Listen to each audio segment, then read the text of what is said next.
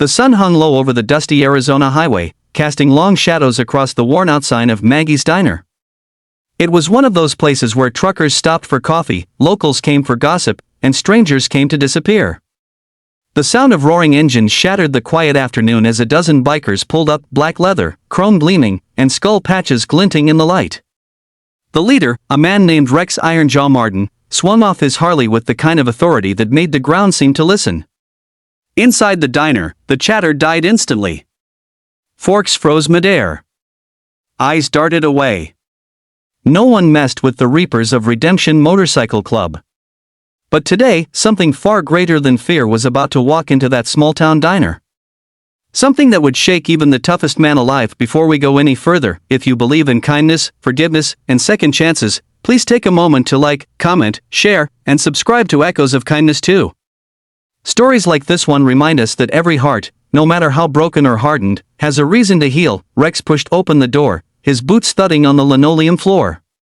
His men followed, loud and rough, laughing as they filled the place with the smell of gasoline and sweat. At the counter stood a young waitress, her hair tied up in a messy bun, her apron faded from too many shifts. Her name was Tessa Lee, and she looked like she hadn't slept properly in weeks. Still, she greeted them with a small smile. "Afternoon, boys. What'll it be?" Her voice trembled slightly, but there was something steady in her eyes, a quiet strength, like someone who had already faced more than most people ever would. The bikers made crude jokes, slammed fists on the table, and asked for beer, though the diner didn't serve any. Rex sat apart from them, his expression cold, distant.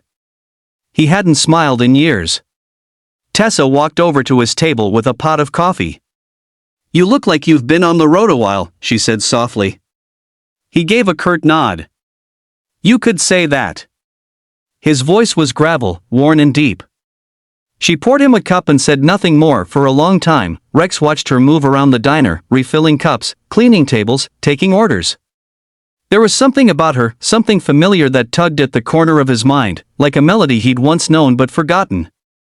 Her hands trembled only slightly when she wrote down an order, but he noticed the small bruises on her wrist, the way her eyes clouded when someone shouted too loud. This was a woman who had seen pain.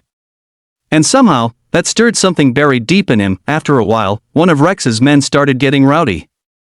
He grabbed Tessa's arm, laughing as she tried to pull away. Before she could speak, Rex was on his feet.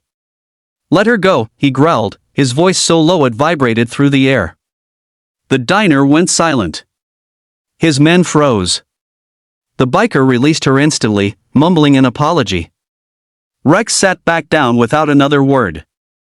Tessa looked at him, then really looked. Her lips parted slightly, and her eyes softened as if she suddenly understood something the rest of the world didn't. An hour passed, and most of the bikers headed back outside to smoke or tune their engines. Rex stayed behind, staring into his coffee. Tessa wiped her hands on her apron and walked over. "You don't strike me as the kind of man who enjoys company," she said. He smirked faintly. "Depends on the company." She smiled, barely, and then her expression changed. She hesitated before leaning closer, lowering her voice to a whisper. What she said next made his entire body go still. "Your daughter, her name was Ava, wasn't it?" Rex's hands began to shake. The coffee cup rattled on the table. His eyes shot up to hers, wide, disbelieving. "What did you just say?" he asked, his voice cracking for the first time in years. Tessa took a breath, her own eyes glistening. "Ava Martin. She used to sit on the swing at Riverside Park. She'd wait for you every Sunday, but you never came." Rex's world tilted. For a moment, he wasn't a biker, wasn't a leader, wasn't the man everyone feared. He was just a broken father staring at a stranger who knew his daughter's name. "How do you know that?" he whispered. Tessa swallowed hard. "Because," she said, "I used to be her babysitter." The air seemed to vanish from the room. Rex's throat tightened, and he pushed back his chair, running a trembling hand over his face. Memories hit him like a flood, the laughter of a little girl, her tiny arms around his neck, her drawings tucked into his leather jacket. But those memories ended in sirens, in a hospital bed, in a small coffin he couldn't bear to see. He had lost everything that day, his wife, his daughter, and the man he used to be. "I was there," Tessa continued softly. The night it happened. I was the one who called for help when the car hit. I saw her smile, even then. She blinked away tears. She kept saying, "Tell Daddy I forgive him." Rex felt something inside him shatter. He gripped the edge of the table to steady himself, his hands shaking uncontrollably now. His men outside would never understand what was happening to their leader. The man who could stare down a gun barrel without flinching was now breaking apart from a single whispered memory. He looked up at Tessa, and his voice trembled. "She said that?" Tessa nodded. "She never blamed you, Rex. She just missed you." He turned his face away, hiding the tears that fell freely now. "I wasn't there," he muttered. "I promised her a birthday picnic. I went on a run instead.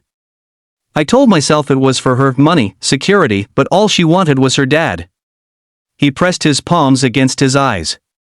"I should have been there." Tessa reached out, placing her hand gently over his. "You can't change the past," she whispered. "But you can honor her now. You can live the way she wished you would." For a long time, neither of them spoke. Outside, the sound of engines roared again, the world moving on as if nothing had changed. But inside that diner, everything had. Rex looked at Tessa, really seeing her now not just as a waitress, but as someone sent by fate to remind him of the love he'd buried under guilt. He stood up slowly. "Why did you tell me this?" he asked, his voice thick. Tessa smiled faintly. "Because I saw the same pain in your eyes that I used to see in hers. And I thought maybe it was time you knew, she never stopped loving you." Rex stared at her for a long moment, then nodded, wiping his face roughly. He reached into his jacket and pulled out a small, worn-out photo, his daughter in pigtails, grinning from ear to ear. He placed it on the counter and whispered, "Thank you." When he walked out of the diner, his men noticed something different in him. His shoulders weren't as heavy. His eyes weren't as cold. He started his bike, but before revving it, he looked back one last time through the window. Tessa stood there, smiling sadly, a tear sliding down her cheek. For the first time in years, Rex smiled back. Weeks passed. The Reapers of Redemption still roamed, but they began showing up at children's shelters, fixing playgrounds, donating to families who'd lost someone. People couldn't believe it. Iron Jaw Martin was now helping rebuild what others destroyed. When asked why, he simply said, "Someone reminded me that forgiveness isn't weakness, it's freedom." And one sunny afternoon, a brand new swing appeared at Riverside Park. It was painted pink, with Ava's name engraved on the seat.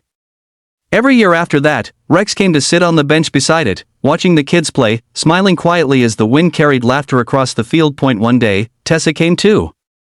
She brought coffee and sat beside him. They didn't say much, just sat in peace, knowing that sometimes, the hardest hearts can still find their way home.